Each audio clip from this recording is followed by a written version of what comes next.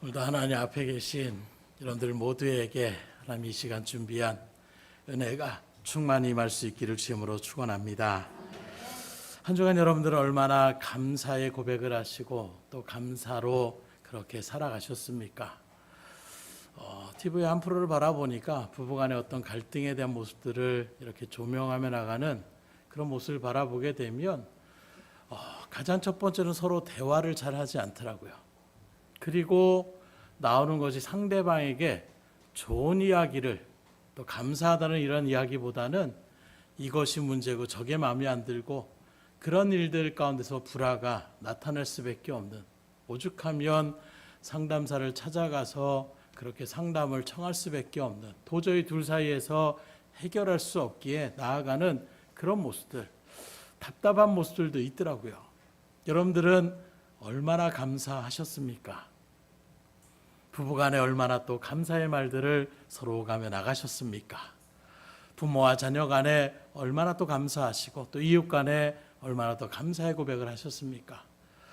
저는 목회 사역을 하면서도 저만 하나님 앞에 감사하는 부분들 가운데 하나도 이런 고백들을 할 수 있는 그런 자리로 하나님께서 인도하여 주시는 것입니다.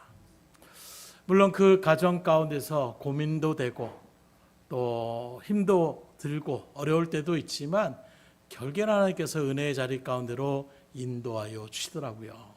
그래서 하나님 앞에 감사하는 그 고백을 하면 또 어떤 축복이 있느냐, 세상 사람들끼리도 서로가 좋은 말을 하고 격려의 말을 하고 또 감사의 언어들을 소통하게 되면 그 가운데에 오히려 삶이 풍성해질 수 있어요. 마찬가지로 하나님 앞에 우리가 진실한 마음으로 그렇게 감사하며 나간다라면 놀라운 복과 은혜를 우리에게 또한 약속하여 주셨으니 그 하나님 앞에 감사할 수 있기를 주님으로 축복합니다. 그래서 우리가 주의 일들 가운데서 감사한다라는 것, 이 세상에서 행복을 우리가 다 원하고 바라지만 그 행복의 소유, 이 모든 것이 내가 행복하려면 뭘 많이 가져야 된다, 내가 더 딴 사람보다 갖고 있어야 된다, 이런 소유 혹은 조건과 비례한다라고 생각하지만 우리가 실제로 삶을 살아가다 보면 그것은 결코 그렇지 않다라는 것을 우리가 바라볼 수가 있는 거예요. 만일 그렇다고 한다라면, 내가 뭔가를 많이 가진 만큼 내가 행복하다고 한다라면 말 그대로 이 세상 가운데서 부자로 살아가는 사람들은 다 행복할 수밖에 없는 거예요. 그런데 바라보면 오히려 그 가운데 갈등이 더 많이 나오는 것을 우리가 바라볼 수가 있더라는 것입니다. 오히려 좀 가진 것이 없어서 그것 때문에 형제 우애가 좋고 그런 모습에서 또 화목을 이루며 나아가는 이런 발걸음들도 있더라는 거예요. 실제로 한 조사기관에서 조사한 결과에 따르면 사람들이 소득이 올라가면 처음에는 어느 정도까지는 행복지수가 굉장히 올라간다는 거예요. 뭐 말 그대로 승진을 하고 월급을 더 많이 받고, 그런데 그 이상이 되면 더 이상 행복지수가 올라가지도 않고 오히려 떨어진다라는 거예요. 많이 갖고 나니까 이젠 더 이상 소유에 대한 어떤 그런 일들 가운데 더 이상 원하는 것이 없으니까 그 다음엔 오히려 행복지수가 떨어지더라는 것입니다. 뭘 의미합니까? 우리 인생은 결코 우리가 가진 소유가 많아지거나 환경이 좋아져서가 아니라 감사하는 마음을 가질 때에 진정한 행복을 누릴 수 있다는 것을 믿으시기를 주님으로 축복합니다. 이게 세상의 어떤 결과가 아니라 하나님의 말씀인, 진리의 말씀인 성경은 우리에게 뭐라고 합니까? 범사에 감사하라, 이렇게 얘기하고 있어요. 그 이유가 무엇입니까? 우리가 감사할 때 하나님 주시는 복과 은혜를 더 충만히 누릴 수 있기 때문임을 믿으시고 이래도 감사, 저래도 감사할 수 있기를 주님으로 축복합니다. 아멘으로 하답하셨지만 그러나 우리가 그렇게 범사에 감사하기가 쉽냐? 쉽지 않더라는 거예요. 저도 뭐 감사하는 일들이 많이 있습니다. 그 외로 또 불평했던 마음들도 있었다라는 거예요. 왜 이럽니까? 왜 저럽니까? 이런 마음들이 들 때가 있다라는 것입니다. 믿음의 길을 걸어가는 그리스도인이라고 할지라도 또 사역자라고 할지라도 때로는 조건에 따라서 마음이 흔들리고 괴로울 때가 있다라는 거예요. 그래서 불평이 나올 때가 있는 것입니다. 특히 우리가 감사하지 못하는 이유가 바로 무엇이냐? 그 가운데 하나가 바로 비교의식이라는 거예요. 자족감이라는 것이 있어요. 내가 가진 것으로 만족한다. 우리는 그렇게 생각하려고 하지만 자꾸 우리는 사회라는 구성의 일들 가운데 살아보니까 다른 사람과 나를 자꾸 비교하며 나가는 일들 속에서 충분히 내가 살아가는데 문제가 없어도 딴 사람이 더 보기 좋고 또 보기 좋은 집에 있고 더 그런 일들 가운데 있으면 왠지 모르게 거기에서 갈등과 불평이 나오더라는 거예요. 그래서 오죽하면 우리나라 속담에 뭐가 있어요? 사촌이 땅을 사면 배가 아프다, 이런 말이 나올 정도로 그런 모습은 무엇입니까? 딴 사람과 비교하면 내가 그냥 잘 살고 있어도 딴 사람이 나보다 더 잘 살아나면 그것이 마음이 안 좋다라는 거예요. 이게 죄성인 것입니다. 근데 우리 동양만 그러느냐? 서양도 마찬가지예요. 미국의 최고 명문대라고 하는 하버드대에서 학생들을 향하여 실험을 했는데 이런 질문을 합니다. 당신은 다음의 둘 중에 어떤 세상에서 살고 싶습니까? 이렇게 질문을 던진 거예요. 그 하나는 바로 무엇이냐?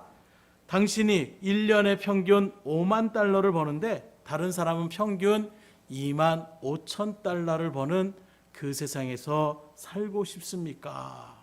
두 번째는 당신은 1년에 평균 10만 달러를 받는데 다른 사람들은 평균 25만 달러를 받는 그런 세상에 살고 싶으십니까? 두 가지 질문을 한 거예요. 그랬더니 대부분의 그 학생들이 뭘 선택하느냐? 첫 번째를 선택하더라는 거예요. 뭘 얘기합니까? 내가 좀 수입이 절대적인 어떤 수입에서 내가 5만 달러밖에 받지 못하더라도 딴 사람이 나의 절반밖에 받지 못하는 그런 세상에 살고 싶다라는 거예요. 그 5만에 갑절인 10만 달러를 내가 받고 살아도 딴 사람들이 25만 달러를 받는 그런 세상에서는 살고 싶지 않다라는 것입니다. 왜요? 비교가 되기 때문에 그렇다라는 거예요. 그러면 그 학생들만 그러느냐? 절대 소득이 아닌 상대 소득에 대한 부분들, 아마 오늘 이 시간에 여러분들에게 질문해도 여러분들도 당연히 딴 사람들보다 내가 더 버는 세상에 살고 싶지 하는 마음이 아마 대부분일 것입니다. 이런 마음이 우리들 가운데 그대로 있다라는 것, 그 때문에 우리가 믿음의 길을 걸어가면서도 수많은 갈등과 원망과 불평의 자리에 설 수밖에 없다라는 거예요. 오늘 우리가 읽은 시편 13편의 말씀을 기록한 저자는 아삽이라는 사람인데 이 사람이 누구냐?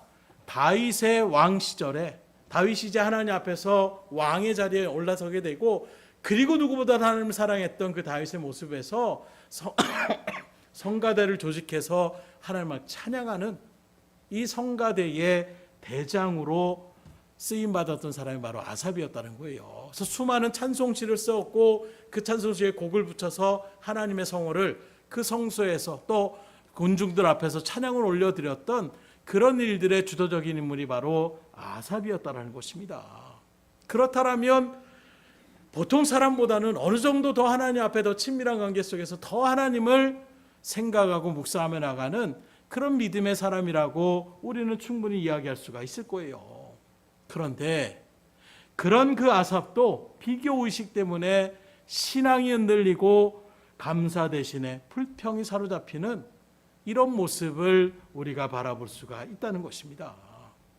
물론 이후 다행히 그가 하나님의 은혜가 무엇이고 하나님의 뜻이 무엇인지를 온전하게 깨닫고 회복하여서 하나님 앞에 감사의 찬양을 올려드리지만 이런 아삽의 모습을 바라보면서 오늘 우리들도 내가 중직인데 내가 교회를 얼마나 많이 다녔는데 내가 사역자인데 내가 직분자인데 그런 우리들도 얼마든지 진정한 감사의 자리에 서지 못할 때가 있고 원망과 불평의 자리에 설 수 있다는 것을 우리에게 보여주고 있는 것입니다.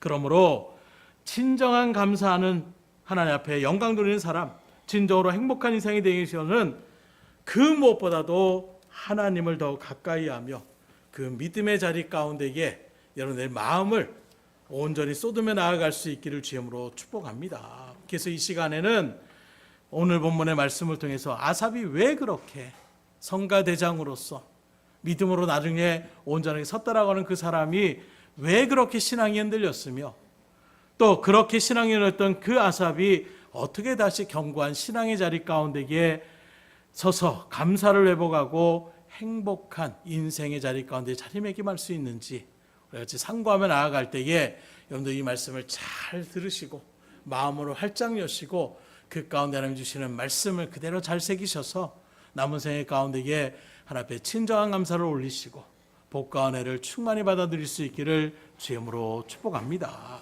그래서 오늘 본문에 앞서 1절로 13절까지의 말씀을 바라보게 되면 우리가 12절부터 말씀을 중간에 읽었지만 읽을 때부터 이게 무슨 얘기야 하는 마음이 들었을 거예요. 시작하자마자 뭐라고 합니까?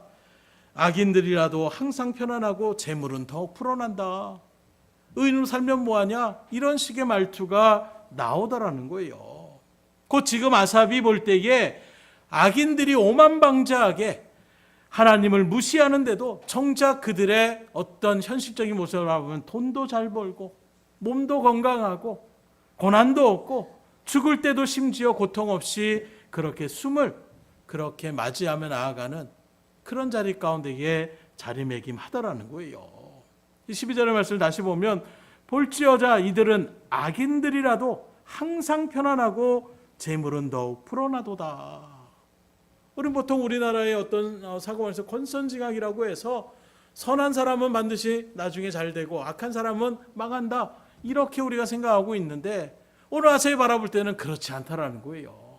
아니 오늘날 이 현실을 살아가는 우리들 가운데서도 이제 이런 마음이 더 많이 들어갑니다. 옛날의 마음이야 권선징악이지 요새는 악한 사람들, 악하면서 힘 있는 사람들, 악하면서 돈이 있는 사람들 이런 사람들이 오히려 모든 일들을 평탄하게 사는 것처럼 보이고 오히려 선하게 살고 의롭게 사는 사람들이 힘들고 어려운 일들 가운데 살아가는 삶이 우리 가운데 너무 많이 펼쳐지니까 아삽의 시대에서도 그런 모습들이 보여졌던 것 같아요.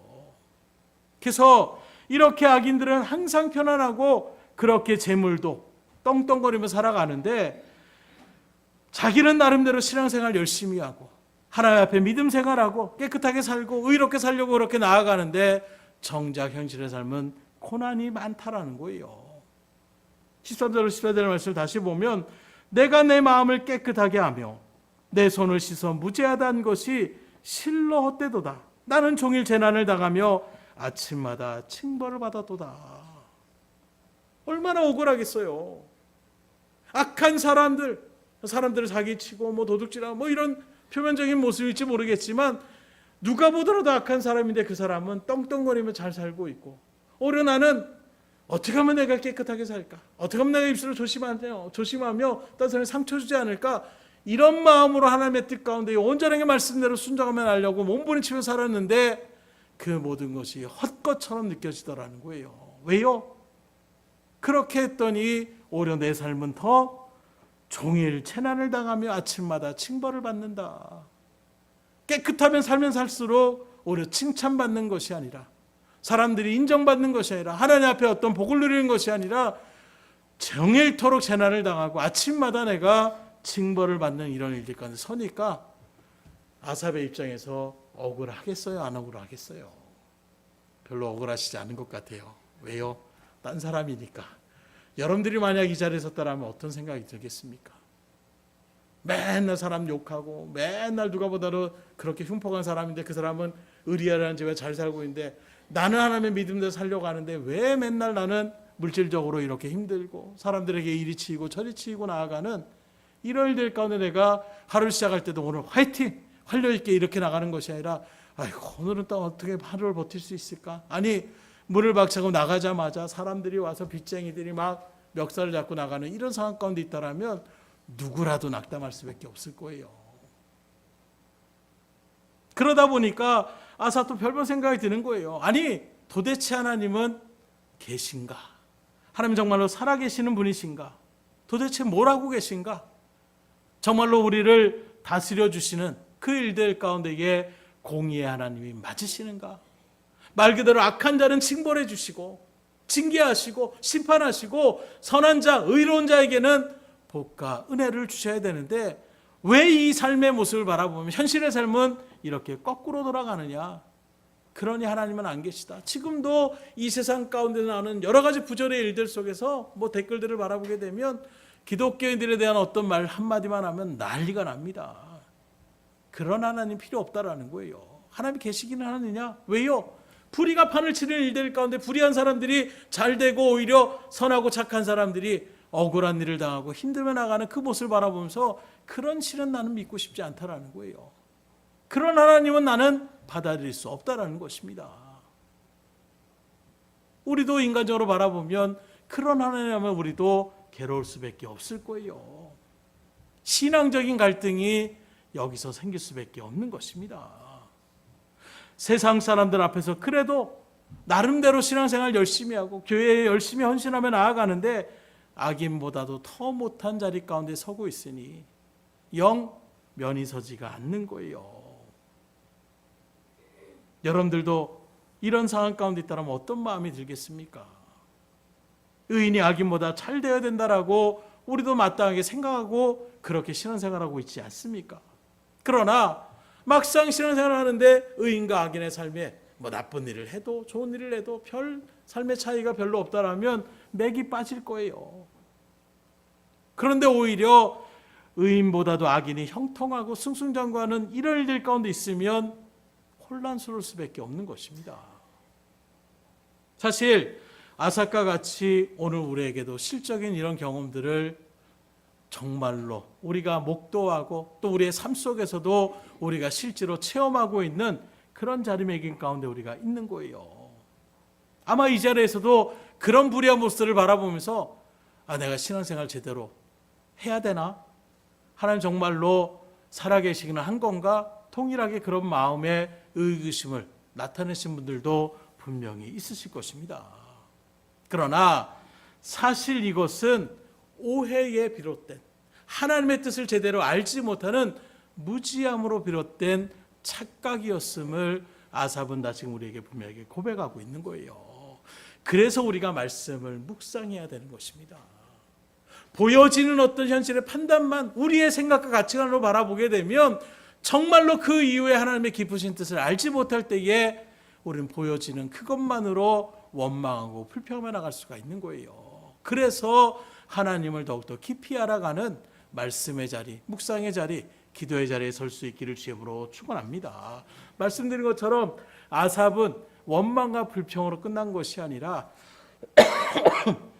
하나님의 뜻을 깨닫고 신앙의 회복의 자리에 서서 다시금 믿음으로 하나님을 찬양하며 고백하며 나가는데 16절로 17절의 말씀을 다시 보면 내가 어쩌면 이를 알까 하여 생각한즉 그것이 내게 심한 고통이 되었더니 하나님의 성소에 들어갈 때에야 그들의 종말을 내가 깨달았나이다. 그래도 신앙의 자리에 있어서 하나님 이건 아니지 않습니까? 왜 이렇습니까? 갈등하며 고민하는 거예요. 또 그냥 무조건적인 어떤 일들, 물론 우리가 아이처럼 순수하게 하나님의 말씀 그대로를 받아들이고 그대로 실천하며 나가는 것은 우리가 나가야 되지만 말씀들을 들을 때들은 분별하실 수 있으셔야 돼요. 때는 치열하게 싸워보셔야 됩니다. 하나님 정말로 내 생각이 이러는데 왜 이렇게 나아갑니까? 그리고 그때 하나님이 주시는 깨달음이 있다라면 하나님의 은혜와 뜻이 무엇인지를 알 때에 그 깨달음은 평생을 갈 수 있는 거예요. 근데 그냥 좋은 게 좋은 거지. 그냥 오늘도 좋은 말씀 하는구나. 이렇게 나아가면 듣기는 들었는데 나중에 그것이 생각이 나지 않는 거예요. 생각이 나지 않는다면 뭘 얘기합니까? 그 말씀 그대로 우리가 살아가지 못한다라는 거예요. 그래서 아삽도 종일 이를 어떻게 내가 생각할 수 있을까 생각하는데 그것 때문에 생각하면 생각할수록 이해가 되지 않는 거예요. 그러니 심한 고통이 되었는데 하나님의 성소에 들어가는, 다시 말하면 하나님 앞에 기도의 자리 가운데 서려고 나아가는 그 발걸음 속에서 하나님이 깨닫게 하여 주셨다라는 거예요. 그게 바로 무엇이냐? 하나님은 공의로우셔서 악인들이 회개하기를 기다리지만 끝내 돌아오지 않으면 결국에는 심판하신다라는 것을 깨닫게 되었다라는 거예요.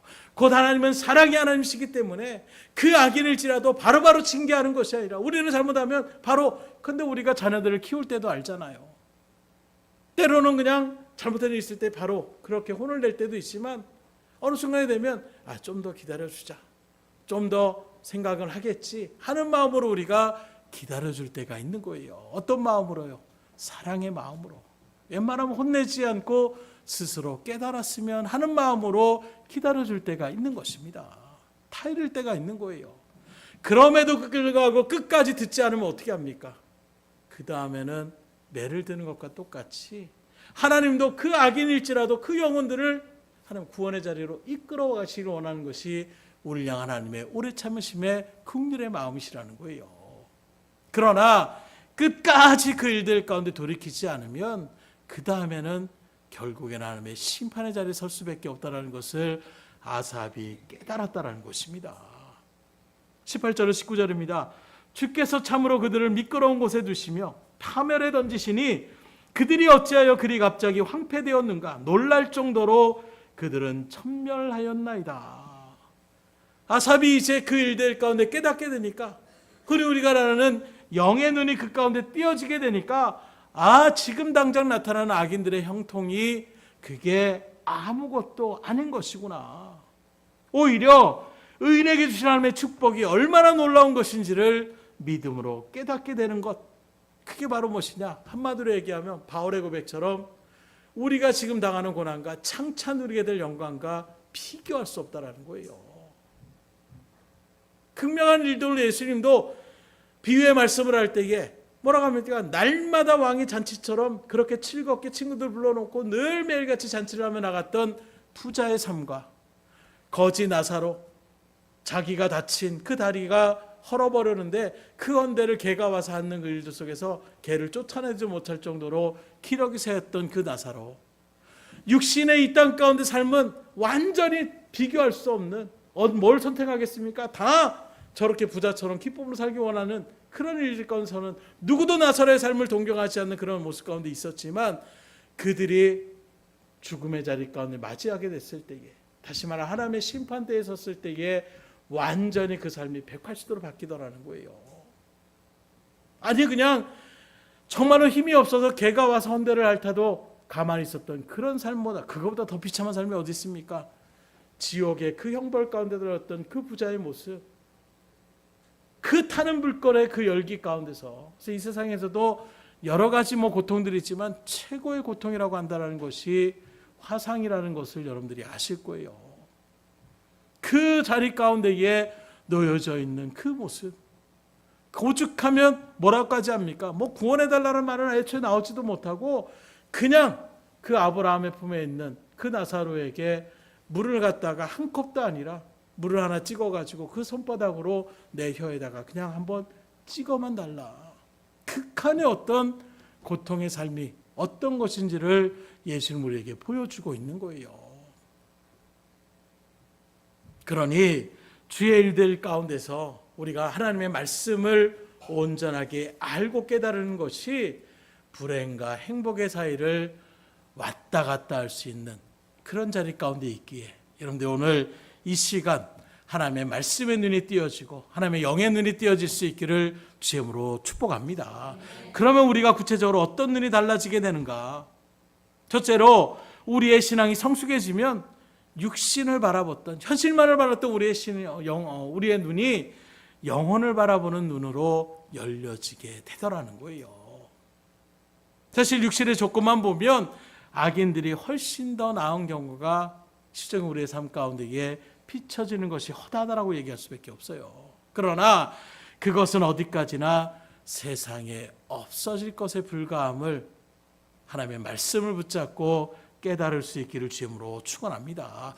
그래서 성경은 또 많은 어떤 세상의 철학에서도 육에 대한 삶에 대한 부분들을 강조하는 것이 아니라 영에 대한 부분들을 강조하는 것을 우리가 바라볼 수 있고, 특별히 하나님의 말씀인 성경을 통해서 우리가 깨닫는 것은 우리 인간은 육적인 존재가 아니라 영과 육으로 만들어진 존재임을 분명하게 알 수가 있으며, 그 가운데에 더 우리에게 중요한 것은 영혼의 자리임을 성경 우리에게 분명하게 증거하고 있는 것입니다. 그래서 육신의 조건만 충족한다라고 해서 아무리 내가 육신적으로 편안하고 안락한다라고 해서 진정으로 행복을 누릴 수 있느냐? 그렇지 않다라는 거예요. 잠깐은 좋아질 수 있어요. 그러나 우리의 마음이 피폐하게 되면 말 그대로 음식도 바라보세요. 누가 보더라도 진수성찬인데 내 마음이 이미 입맛을 잃어버리고 어떤 생각의 고민 가운데 그렇게 되냐면은 아무리 산의 진미가 오더라도 그 맛을 볼 때 어떤 말을 합니까? 입이 껄껄합니다. 이런 얘기를 할 때가 있잖아요. 마음이 우리 가운데에 상처가 있게 되면 모든 것이 다 귀찮아지는 거예요.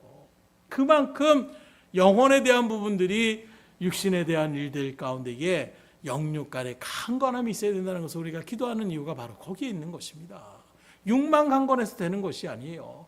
영혼이 우리가 강건해야 세상에서도 그 다른 한편으로 멘탈이 강해야 된다 이런 얘기 참 많이 들어요. 특별히 운동선수나 뭐 어떤 일들을 할 때에도 정신력이 얼마나 강하느냐에 따라서 그 일을 계속해서 추진하며 나갈 수 있는 거, 결국에는 성공의 자리에 들어설 수 있는 확률이 더 높다라는 이런 얘기들도 마찬가지입니다. 그만큼 정신, 성경으로 얘기하면 영혼이 우리 가운데에 중요하다는 것을 말씀하고 있는 것입니다. 그런데 이럼에도 불구하고 많은 사람들이 우리 신앙의 길을 걸어가는 것을 오해하는 것이 바로 무엇이냐? 하나님을 믿으면 무조건 육적으로 우리가 다 만족감을 얻고 부자가 되고 형통하고 건강하고 잘 될 거라고 우리가 생각하며 나갈 때가 있다는 거예요. 물론 우리 하나님은 우리의 창조주가 되시고 오늘도 우리들을 보호하시고 이끄시는 그 일들 가운데에 우리의 의식주를 공급하시는 분임을 성경 우리에게 분명히 증거하고 있어요. 그러나 그 하나님께서 믿는 성도들에게 특별히 주시는 것은 육신의 필요를 채우시는 것이 하나님의 진정한 뜻이 아니라 여러분들의 영혼을 어루만져 주시는 그 하나님을 믿으시기를 주임으로 축원합니다. 그게 바로 무엇입니까? 영생을 우리에게 주신다는 거예요. 이 영생의 은혜가 무엇인지 우리가 분명하게 할 때에 수많은 우리의 믿음의 선진들은 육신의 죽음의 자리도 마다하지 않고 그들은 초계와 같은 삶을 살아갈 수가 있었다는 것입니다.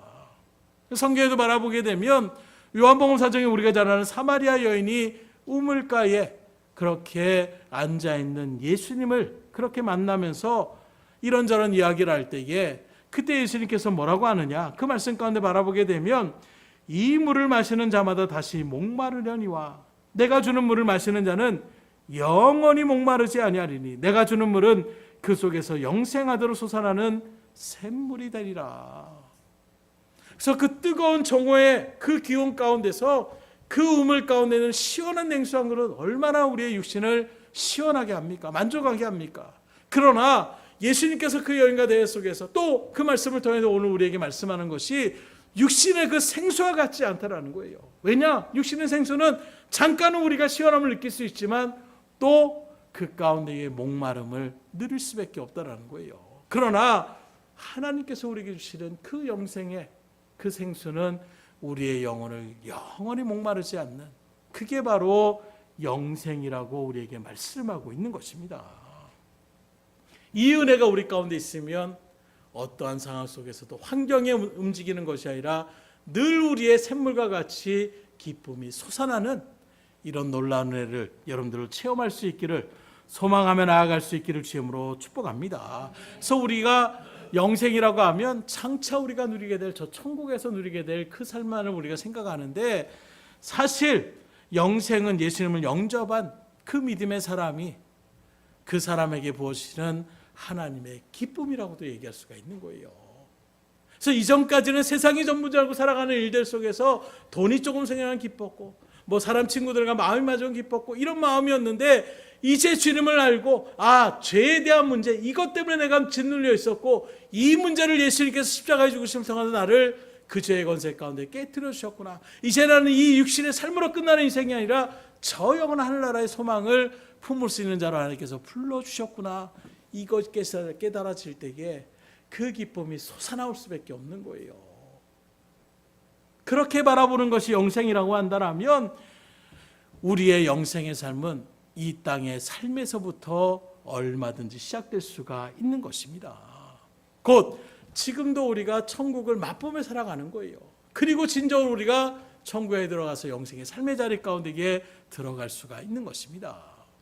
예를 돕기 위해서 예를 든다라면 에비앙이라는 생수, 요새 물에 대한 부분들은 아무렇게나 먹지 않고 나아가는 일들 속에서 고급 어떤 물 한 잔도 굉장히 비싸게 그렇게 먹는 몇만 원씩 하는 그런 일들 속에서 에비앙이라고 하는 그런 생수가 있는데, 이 에비앙은 어디냐? 프랑스 동부 작은 시골 마을의 이름으로 알프스, 우리가 잘 아는 빙하가 늘 껴있는 그 알프스의 산맥에서 흐르는 그 빙하가 녹는 물로 생겨진 로잔 호수라는 곳이 있는데, 이 호수에서 나오는 그 물을 갖다가 담은 물이 바로 에비앙이라는 그런 생수라고 이야기하는 거예요. 근데 이걸 사 먹으려면 우리가 몇만 원씩 주고 사 먹을 수 있을 때에 그 로잔 마을 가운데 살아가는 사람들은 어떻습니까? 돈 주고 사 먹지 않아요. 그냥 호수의 물 아무렇게나 떠다 먹으면 상관이 없는 거예요. 왜요? 그곳에 살고 있는 사람이기 때문에. 마찬가지로 우리가 지금 이 땅에서 영생의 기쁨을 맛보려고 하지만 우리 내면의 죄성과 외적인 어떤 고난과 그런 일들 가운데서 제한적으로 누릴 수밖에 없는 거예요. 그러나 이제 영원한 하늘나라에 들어갈 때에 더 이상 우리가 그런 제약을 받지 않고 진정한 기쁨의 극치를 누리며 나가는 것, 이것이 바로 우리가 소망하는 영생의 삶이라고 얘기할 수가 있는 것입니다. 그래서 지금 이 땅에 살아가면서도 우리가 기쁨으로 감사하며 살아간다라면 여러분들은 그 고백 속에서 천국을 맛보며 살아가는 거예요. 그렇게 살아갈 수 있기를 주임으로 축복합니다. 그래서 사실 예수 믿는 성도들에게 주시는 이 영생, 하나님이 특별히 우리에게 주시는 선물이자 은총이라고 얘기할 수가 있는데, 세상에서 맛볼 수 없는 그 기쁨과 평안을 여러분들도 성령의 은혜 가운데서 그런 은혜를 체험하셨을 거예요. 요한복음 14장 27절은 이렇게 말합니다. 평안을 너희에게 끼치노니 곧 나의 평안을 너희에게 주노라. 내가 너희에게 주는 것은 세상이 주는 것과 같지 아니하리라. 너희는 마음에 근심하지도 말고 두려워하지도 말라. 주님이 주시는 평안이 얼마나 큰 평안인지 세상이 주는 것과 다르다라고 말씀하고 있는 거예요. 이런 놀라운 평안을 소망하시고 누릴 수 있기를 주임으로 축원합니다. 곧 환경을 초월하는 평안을 주님께서 주시겠다라는 거예요. 뭔가 내가 얻는 것이 있으면 기쁘고 뭔가 이뤄지게 되면 슬프고, 이게 아니라 얻는 때도 기쁘고 내가 잃어버리는 그 순간에서도 그 하나님의 뜻을 생각하면서 기쁨의 고백, 억지로의 고백이 아니라 친정으로 기뻐하며 나갈 수 있는 그런 자리 가운데 자리매김할 수가 있다는 것입니다. 이런 은혜를 소망하시고 누릴 수 있기를 주임으로 축원합니다. 우리 옆 사람한테 선포하겠습니다. 주님이 주시는 참된 평안을 누리시기 원합니다. 이 평안의 마음을 주님이 주셔야 우리가 이래도 감사 저래도 감사하며 나갈 수가 있는 거예요. 두 번째로 우리가 신앙이 성숙해지면 부분을 보는 것이 아니라 이제는 전체를 보는 시야가 넓어지는 자리 가운데로 인도하여 주시나라는 거예요.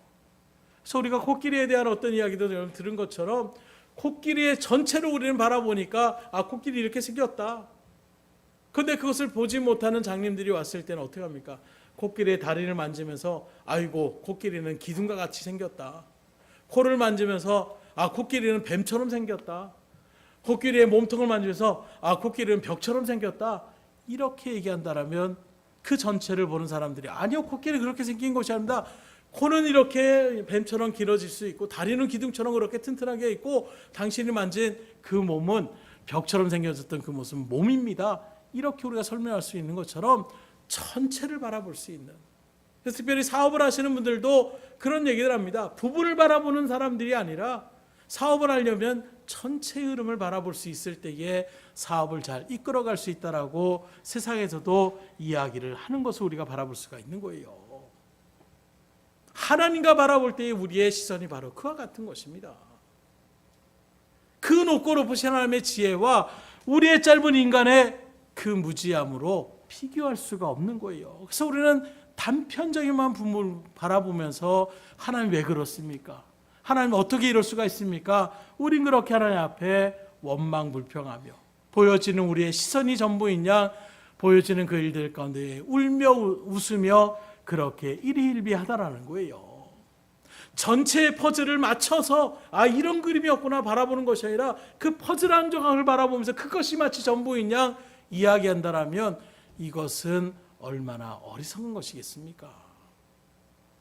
그래서 어떤 경우에는 바라보게 되면 정말로 큰일이 날 일임에도 불구하고 지금 당장은 그게 나한테 좋은 것이냐 생각하며 나가는 그 일들 속에서 큰일을 당하게 되는 이런 자리에 나올 때도 있고, 어떤 경우에는 지금 당장은 아무것도 아닌 것처럼 보이지만 나중에 큰 축복이 되는 일임에도 불구하고 오히려 그것 때문에 슬퍼하며 나가는 우리의 모습들이 있다라는 거예요.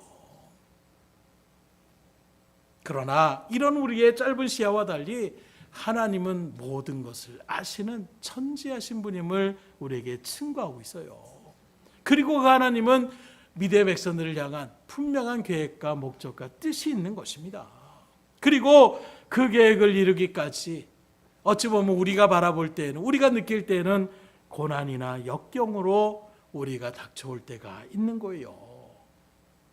그러기에 우리가 하나님의 그런 전체적인 시야를 바라보게 된다면 고난, 지금 당하는 이 고난이 끝이 아니라 요 고비만 넘기면 이렇게 하나님의 더 큰 것을 우리에게 예비해 주시는 것이구나, 이걸 바라볼 수 있는 시야가, 다시 말하면 전체적인 하나님의 그 선하신 뜻을 우리가 바라볼 수 있을 때에 고난이 와도 우리는 소망 가운데로 그것을 기쁨으로 넉넉함으로 이겨나갈 수가 있는 것입니다. 제가 목회를 하면서 가장 큰 체험 가운데 있는 것 중에 하나가 바로 이 부분이었어요. 하나님은 반드시 선한 대로 인도하신다. 저도 보여지는 것, 저도 똑같이 인간이에요. 그리고 또 성경이 또 급한 편입니다. 그러다 보니까 지금 당장 뭔가 일이 안 풀어지면 막 그것 때문에 고심이 되는 거예요. 그러나 말씀 붙잡고 하나님 선한 대로 인도하시구나. 그리고 그 일들 가운데서 내 마음의 성정을 내려놓고 하나님을 의지하며 나갔더니 하나님이 바꾸어 주시는 거예요. 그걸 여러 번 체험케 하여 주시니까 그 다음에 어떻게 되느냐? 그래서 여러분들의 담대하게 선포하는 것이 지금 당장의 고난이 왔을 때에 오히려 하나님을 붙잡고 나아가 보십시오. 죽었다 생각하고 하나님의 뜻대로 살아보십시오. 그걸 통해서 하나님은 더 큰 은혜를 우리에게 예비하여 주시고 계십니다. 이걸 체험하게 되니까 그 다음에 고난이 오면 하나님이 또 뭘 깨닫게 하려고 그러시지, 또 얼마나 큰 축복을 주려고 그러시지, 마음이 바뀌어지니까 어떻게 됩니까? 앞에 있는 그 역경만을 생각하고 그 고민만, 문제만 생각하니까 잠을 못 이루는 거예요. 머리가 막 지끈지끈합니다. 작은 일에도 막 짜증이 나는 거예요.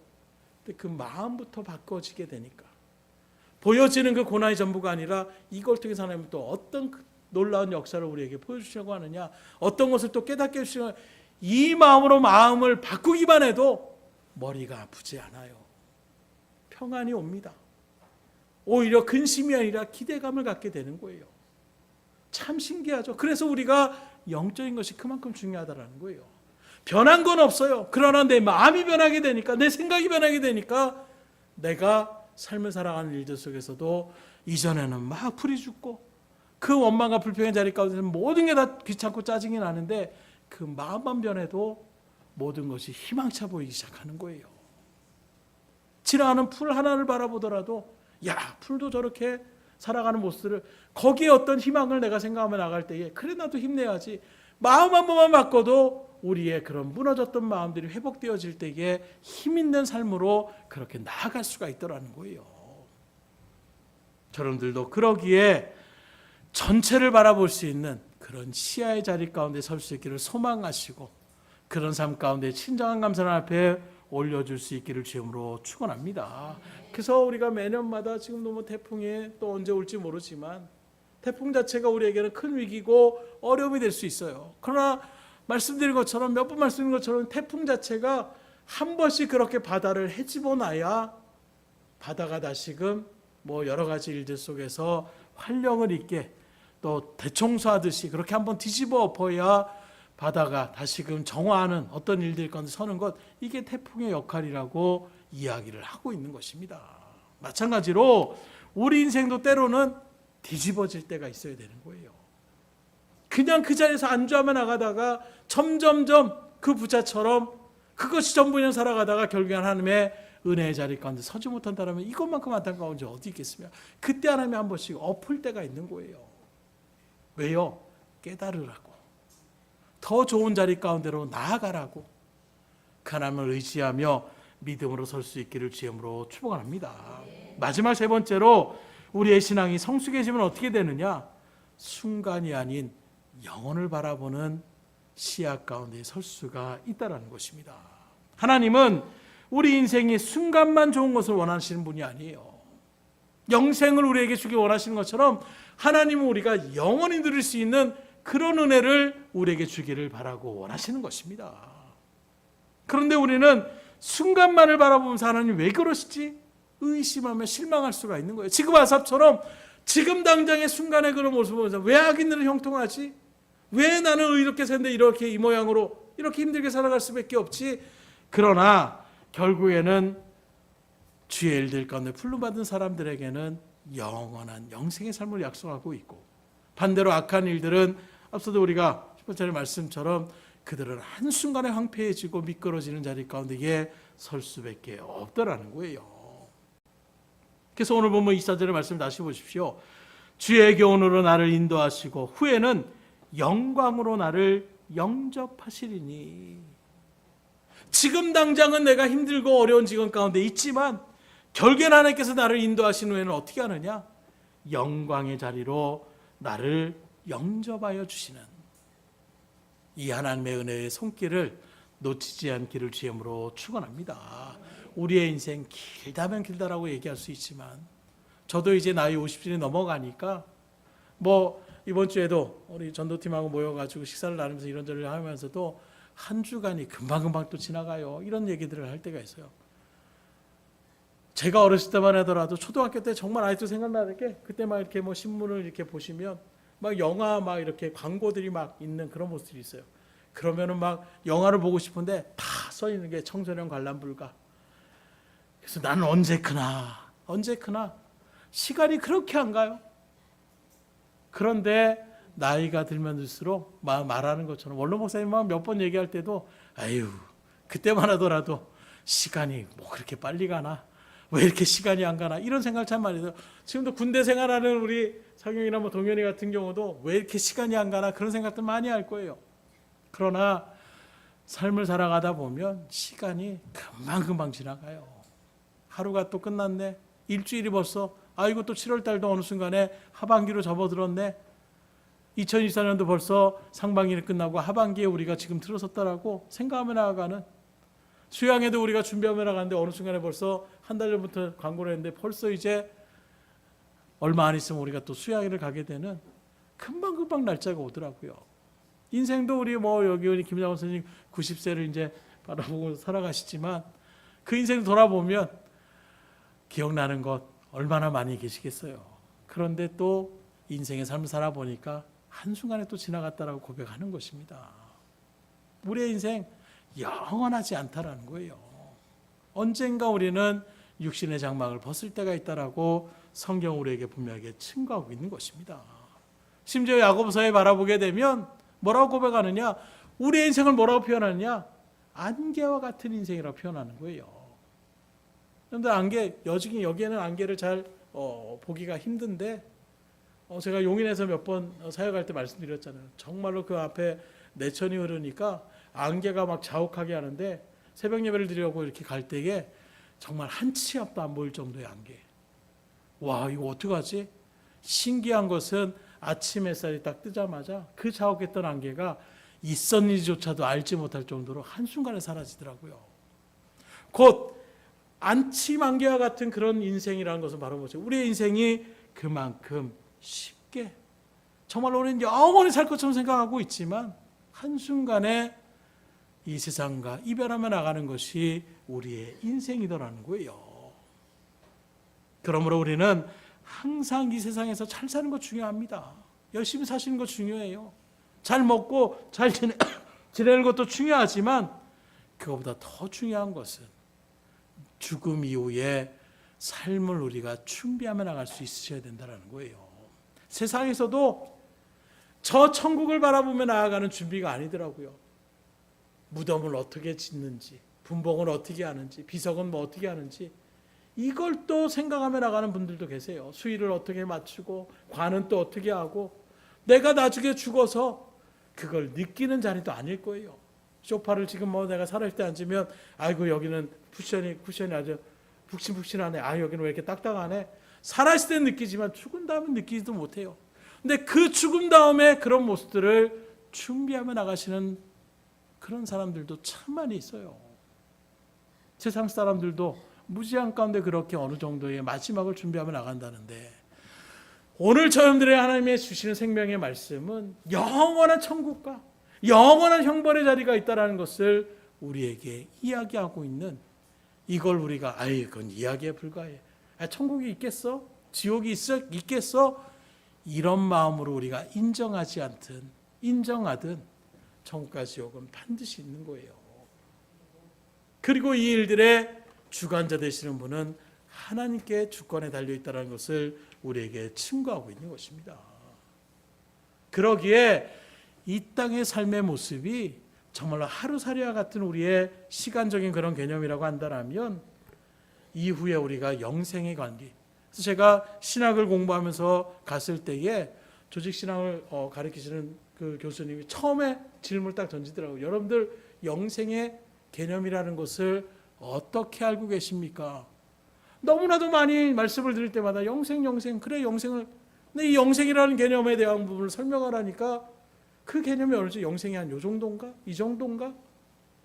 이런 정도의 생각을 하는데 그 영생에 대한 부분들을 이야기할 때에 원을 이렇게 그려놓으시면서 거기에 점 하나를 찍어놓고 그 점과 같은 것이 우리의 모습이라면 우리의 삶에 100년, 200년을 사는 우리의 모습이라면 영생은 말 그대로 무한대의 모습을 우리가 상상은 하지만 그걸 그렇게 표현하고 나니까 정말로 우리가 살아가는 이 삶 100년, 200년도 살지 못하는 그런 삶 속에서 여기서 내가 뭐라도 성공해야 하지 않은 이런 삶과 이후에 영원한 형벌 가운데 떨어진다라면 이건 정말로 무지하고도 어리석을 수밖에 없다는 것을 세상 깨닫게 되는 거예요. 그래서 이 하늘의 소망, 오늘 새벽에도 같이 나눴지만 부활의 소망이 우리 가운데 새겨지지 않는다라면 우리의 믿음은 헛것일 수밖에 없는 거예요. 우리가 지금 신앙생활하는 것 모든 것은 아무것도 아닌 것이 될 수밖에 없는 것입니다. 이 세상에서 가장 불쌍한 사람이 될 수밖에 없어요. 왜요? 하늘의 소망을 품고 우리가 그래 내가 좀 이 세상에서 힘들어도 이후에 하나님의 나라에 가면 내가 복을 누릴 수 있는데 이런 마음으로 살았는데 정작 그 하늘나라가 없어졌다. 그 하늘나라는 있는 것이 아니다. 그래서 그 일들 가운데 아무것도 아니라고 한다면 내가 주일날 딴 사람들 다 그냥 편안하게 쉬고 놀러 갈 때에 그래도 내가 하나님 앞에 칭찬받고 그래도 내가 하나님 앞에 인정받고 그래도 하늘의 소망을 내가 놓치지 않으려고 나갔던 내가 예배를 왜 드렸으며 또 내가 왜 헌신했고 내가 왜 봉사했고 내가 왜 전도했고 그 모든 것이 다 쓸데없는 것이 될 수밖에 없는 거예요. 그럴 줄 알았으면 내가 더 누리며 살아갈 걸. 이런 후회와 해안의 삶으로 나아갈 수 있는 그런 자리매길 수밖에 없는 거예요. 그래서 우리가 신앙생활하는데 찬양을 얼마나 잘하느냐, 얼마나 내가 말씀을 잘 듣느냐, 얼마나 내가 전도를 잘했느냐, 그 모든 것 부족해도 상관없어요. 가장 중요한 건 무엇이냐? 예수님을 믿음으로 영접하는 저 하늘의 부활의 소망을 여러분들이 믿음 가운데 새기지 않는다라면 여러분들의 신앙은 헛것일 수밖에 없어요. 내가 교회를 20년, 30년 다녀도 하늘나라 천국이 있다라는 것, 나는 이제 죽으면 천국 간다라는 이 분명한 믿음의 확신이 여러분들 가운데 새겨지지 않는다라면 여러분들은 신앙생활 헛것을 한 것밖에 될 수가 없어요. 하늘나라의 소망을 분명하게 품을 수 있기를 주님으로 축원합니다. 그래야 내가 이 땅 가운데 그래 내가 힘들 수 있지만 실적으로 힘들지만 이 힘듦의 삶을 일들을 통해서 하나님의 뜻대로 살아가는 일들 속에서 내가 억울한 일도 겪고 내가 힘든 일도 겪지만 그러나 그것에 대한 하나님이 상급을 주시는 저 하늘나라가 있기에 그 소망을 품고 나아갈 수 있는 그러면 그 사람은 세상에 어찌할 수가 없는 거예요. 죽인다라고 협박해도 죽여주십시오. 왜요? 육신의 죽음으로 끝나는 것이 아니라 이제 영원한 영생의 삶의 자리 가운데 갈 수 있다라는 그런 일들 가운데 섰을 때에 두렵지가 않는 거예요. 오히려 이런 모습들을 이단과 사이비에 빠진 사람들이 더 강력하게 해요. 우리들이 어찌 보면 신앙은 저렇게까지 갈 수 있어야 되는 부분들이 있는데, 오히려 이단과 사이비는 헛된 것을, 말 그대로 그들은 이만희가 우리를 구원할 줄 알고 그 말만 들으면 될 줄 알았는데, 그것이 정말 헛된 것일 때에 그들의 마음이 어떤 마음이겠어요. 그런데 오히려 그들은 그것이 전부인 양 최선을 다해서 세상의 물질, 심지어는 부부간에 이혼까지도 하라고 하면 이혼까지도 하며 나아가는 이런 일들을 벌이며 나아가는, 왜요? 다른 거 없어요. 그 구원을 바라기 위해서. 물론 우리 기독교 하나님의 말씀은 이혼을 하라고 말씀하고 있지 않습니다. 성경과 반하는 일들을 그들이 그렇게 추구하며 나가는 것 자체가 그들이 말하는 교리는 잘못됐다라는 거예요. 하나님의 일들 속에서 정말로 여러분들이 하늘의 성을 품는다라면 그렇게 나아갈 수 있지 않는가. 오늘 새벽에도 계속 얘기한 것처럼 아마 여러분들 기억 속에 기억하시는 분들 많이 계셔요. 92년도 10월 달에 그렇게 하늘나라의 문이 열리고 그때 부활한다, 승천한다. 그래서 다미성교회라는 이단이 있었어요. 그때 막 뉴스적으로도 대대로 그렇게 했고, 막 하얀 소복들, 하얀 옷을 갖다가 다 구입을 해가지고 그냥 막 찬양을 올리면서 기도하면서 준비하며 나갔던 그 사람들. 막 인터뷰를 하는데 그 사람들 뭐라고 하면, 저 지방에서 왔는데 저 이제 곧 하늘나라 갑니다. 막 얼굴이 근심이 없어요. 걱정이 없습니다. 왜요? 곧 내가 하늘나라 가는데. 그런 일들 속에서 집은 어떻게 하고요? 집 다 팔았습니다. 다 주변의 사람들에게 나눠줬습니다. 그럼 나중에 어떻게 하면 저 천국 간다니까요. 천국을 소망하니까 세상에 대한 모든 것들에 대한 그런 부분들을 욕심내지 않는. 줄을 서더라도 우리 사람 급하잖아요. 누가 셉치게 하면 어떻게 셉치기를 막 이렇게 했는데, 거기서 셉치게 하면 아이고 뭐가 더 급한가 보다. 왜요? 저기서 천국 가는데. 모든 것이 다 용납되더라는 거예요. 그런 모습이 바로 정말로 천국을 소망하며 나가니까 세상에 대한 욕심이 없어지더라는 거예요. 넉넉한 마음이 나가더라는 거예요. 그래서 오늘 새벽에 나눈 것처럼 우리가 정말 하늘에 소망을 품는 자리 가운데 서게 된다라면, 보여지는 일들 때문에 짜증나고 왜 저렇습니까? 따지는 것이 아니라, 그래, 하나님의 일들 가운데 이것이 영원한, 우리의 인생이 영원하지 않고 곧 하나님의 나라에 들어갈 그때가 있기에, 내가 지금 당하는 고난, 이것이 영원한 고난이 아니라 육신의 생을 마감하는 때가 분명히 올 것이고, 그때가 되면 이 고난은 끝이고, 내가 그 고난 속에서도 하나님을 붙잡고 나갔던 그 신앙의 자리 가운데에 하나님 주시는 복과 은혜를 누릴 수 있는 영생의 자리가 있다는 것이 소망되어질 때에 그 신앙은 누구도 무너뜨릴 수가 없는 거예요. 오늘 여러분들에게 그러한 믿음의 확증이 들어설 수 있기를 주님으로 축원합니다. 이 사실을 깨달았기에 아삽은 이렇게 고백합니다. 25절 26절에 보니까, 하늘에서는 주의 누가 내게 있으리요, 땅에서는 주밖에 내가 사모할 리 없나이다. 내 육체와 마음은 쇠약하나 하나님은 내 마음의 반석이시요 영원한 분기시시라. 한마디로 얘기하면 하나님이 나의 전부이십니다. 이 고백을 지금 하고 있는 거예요. 하나님만 계시면 인생의 부족한 것도 넉넉한 모습으로 하박국 선지자의 고백처럼 다 잃어버려도 하나님 한 분만 있으면 나는 기뻐할 수 있습니다. 왜요? 그 하나님이 나의 영원한 분기시 되기 때문에, 그 하나님이 나를 영원한 하늘나라로 인도하실 것임을 믿음으로 확신하기 때문에 걱정이 없다라는 거예요. 여러분들에게도 이런 고백이 있을 수 있기를 주님으로 축원합니다. 이 시간 우리 한번 고백해 보겠습니다. 주님 한 분이면 충분합니다. 그런 믿음의 자리에 설 수 있기를 주님으로 축원합니다. 그러면 우리가 문제가 없는 거예요. 서두에 말씀드린 것처럼 남과 비교하는 삶을 살아가면 우리는 힘들어져요. 황폐해집니다. 주님 한 분이면 나는 만족합니다. 이 신앙의 자리 가운데 온전하게 서셔서 하나님 앞에 믿음으로 또 복과 은혜를 충만히 누릴 수 있기를 주님으로 축원합니다. 그 주님 한 분이면 충만하다라면 이제 우리가 할 것은 한 가지밖에 없어요. 뭘 해야 됩니까? 28절입니다. 하나님께 가까이 함이 내게 복이라. 내가 주 여호와를 나의 피난처로 삼아 주의 모든 행적을 전파하리다. 이제 할 일은 무엇입니까? 그 하나님을 내가 더 가까이 하는 거예요. 그 하나님이 얼마나 좋은 분이신지를 다른 사람에게도 알려주시는 것입니다. 오늘 여러분들이 이러한 자리에 서서 주변의 상황들을 바라보며 평가하며 상대적으로 비하하는 그런 모습에서 힘들고 지친 삶 가운데 있다라면 오히려 하나님이 그 능력이라면 나를 붙잡아 주시고 나를 끝까지 인도하시되 저 영원한 영생의 자리를 우리에게 예비하신 그 하나님을 소망하면서 이 세상 가운데서 우리를 붙잡고 인도하신 그 하나님을 더욱더 가까이 할 수 있는 말씀의 자리, 기도의 자리에 서시고 더 나아가 그런 하나님을 체험하는 가운데서 나 혼자만의 하나님이 아니라 우리 하나님은 이런 하나님이십니다. 그 하나님이 함께 하실 때에 이런 은혜를 주십니다. 이런 복을 누릴 수 있습니다. 주변에 있는 영혼들에게 담대하게 전파하며 나갈 수 있는 저희들의 삶이 될 수 있기를 주임으로 축복합니다. 기도하겠습니다. 하나님 감사합니다.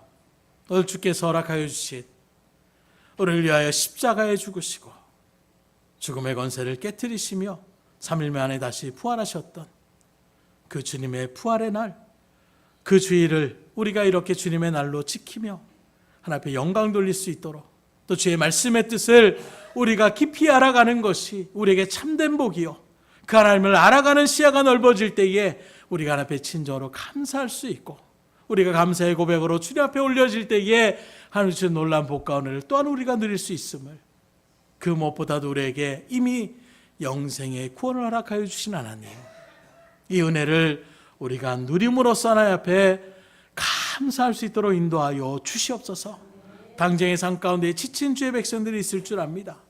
당장의 삶 속에서 고난과 역경을 어찌할 바 몰라서 하나님 앞에 원망불평하며 나아가는 우리의 고백도 있을 줄 압니다. 하나님, 그 마음 오늘 아삽이 깨달은 것처럼 그 삶이 영원한 것이 아니라 육신의 장막을 벗을 때가 있고 이후에 영생의 삶을 영원한 문깃을 우리에게 예비하여 주셨던 그 하나님의 은혜의 손길을 믿음으로 바라보게 하여 주셔서 바울처럼 지금 잠깐 당하는 고난과 이후에 누릴 그 영생과 좋게 비교할 수 없다라고 고백하며 그 누구보다도 고난의 자리에 서서도 하나님 앞에 영광 들며 나갔던 바울의 사명의 발걸음처럼 오늘 우리들도 그 하나님의 은혜를 바라보며 믿음으로 더욱더 든든하게 서서 담대히 주의 복음을 증거하며 나갈 수 있는, 또 이 땅 가운데서도 그 영원한 하늘나라의 천국을 맛보며 나아갈 수 있는 우리의 삶이 될 수 있도록 역사하여 주시옵소서.